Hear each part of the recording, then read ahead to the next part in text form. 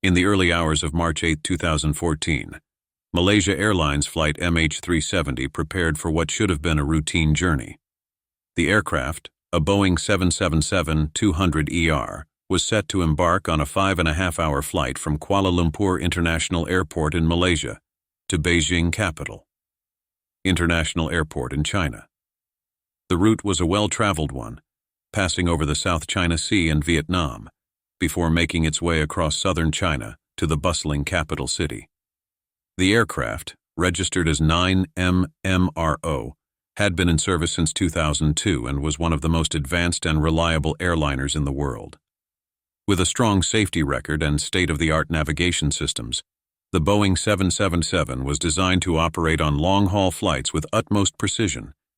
The weather on that fateful night was calm, with clear skies and no signs of any disturbances ahead. As passengers boarded the flight, there was little indication of the bizarre series of events that would soon unfold. MH370 was to carry 227 passengers and 12 crew members, a mix of nationalities, with the majority being Chinese citizens. The plane was scheduled to take off at 12:35 a.m. local time, and by all accounts it seemed like just another routine flight. Yet as the aircraft taxied to the runway, a sense of normalcy hung in the air, unaware that this flight would soon become one of the greatest mysteries in aviation history. At precisely 12:41 a.m., MH370 lifted off from Kuala Lumpur, heading northeast toward its destination. On board were 239 souls, each with their own story, their own journey. Among the passengers were families, business travelers, students, and tourists, all looking forward to reaching Beijing. There were no immediate red flags, no known threats, no suspicious activity. Yet, as investigators would later discover, there were intriguing details about the people on board. Notably, 2 Iranian passengers traveling on stolen passports sparked initial suspicion. The pair had boarded the flight using fake identities, a fact that led to wild speculation in the days following the plane's disappearance. However, it was later determined that they were asylum seekers, with no known connections to any terrorist organizations. Despite this, their presence fueled theories and doubts, casting a shadow over the investigation. The crew, led by Captain Zahari Ahmad Shah, was experienced and highly regarded. Captain Zahari, a seasoned pilot with over 18,000 flight hours, was known for his calm demeanor and professional attitude. His co-pilot, First Officer Fariq Abdul Hamid, was younger, with less experience, but equally dedicated to his role. The cabin crew, too, were well-trained and prepared for the journey ahead. But as the minutes ticked by and the plane ascended into the night sky, an unsettling silence would soon follow. At 1:19 a.m., just 38 minutes into the flight, MH370 made its last communication with Malaysian Air Traffic Control. First Officer Fariq Abdul Hamid's voice came through, calm and composed. "Good night, Malaysian 370. It was a routine sign-off, indicating that the plane was about to cross into Vietnamese airspace. Yet, this would be the last time anyone heard from MH370. Within the next few minutes, the plane's transponder, responsible for transmitting the aircraft's location, was mysteriously switched off. The aircraft veered off course, making a sharp left turn back towards the Malay Peninsula. Radar operators tracking the flight saw it make several unusual maneuvers, flying over the Andaman Sea before disappearing completely from civilian radar screens.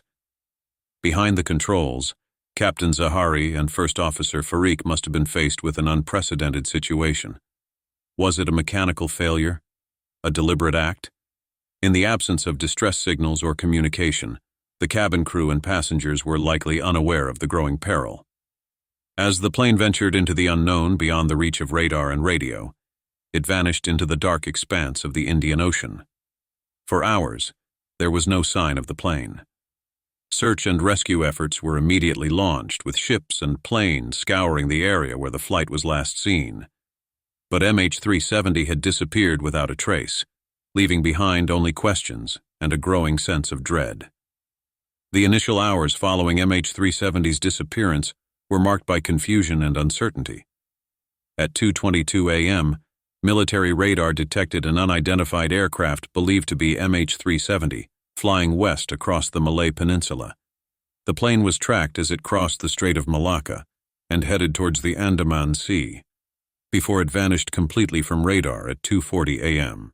Despite these developments, it wasn't until 7:24 a.m., nearly 7 hours after the flight lost contact, that Malaysia Airlines publicly announced that they had lost communication with the plane. By then, families of the passengers were anxiously waiting in Beijing, growing increasingly concerned by the lack of updates. Search and rescue operations were launched across vast regions of the South China Sea, Gulf of Thailand, and the Andaman Sea. However, the lack of concrete information on the plane's location hindered efforts, as authorities struggled to piece together the flight's final moments. Satellite data later revealed that MH370 continued to fly for several hours after losing contact, heading south into the remote Indian Ocean.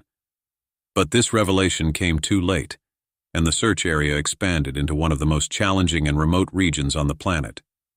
Over the next few days, countries from around the world joined the search, deploying ships, planes, and sophisticated technology in a race against time to find the missing aircraft. Despite the massive international effort, no trace of MH370 was found, and the mystery only deepened. As weeks turned into months, the mystery of MH370 captured global attention, sparking countless theories about what might have happened. Some speculated that the plane had been hijacked and flown to a secret location, while others believed it had been the victim of a catastrophic mechanical failure.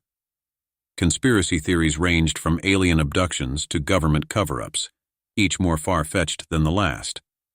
However, the most widely accepted theory, based on satellite data, suggests that MH370 likely ran out of fuel and crashed into the southern Indian Ocean. This region, known for its remote and treacherous waters, became the focal point of an extensive underwater search.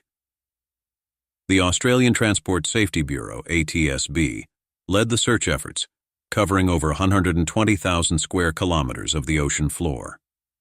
Despite these efforts, the wreckage of MH370 was never found in the primary search area.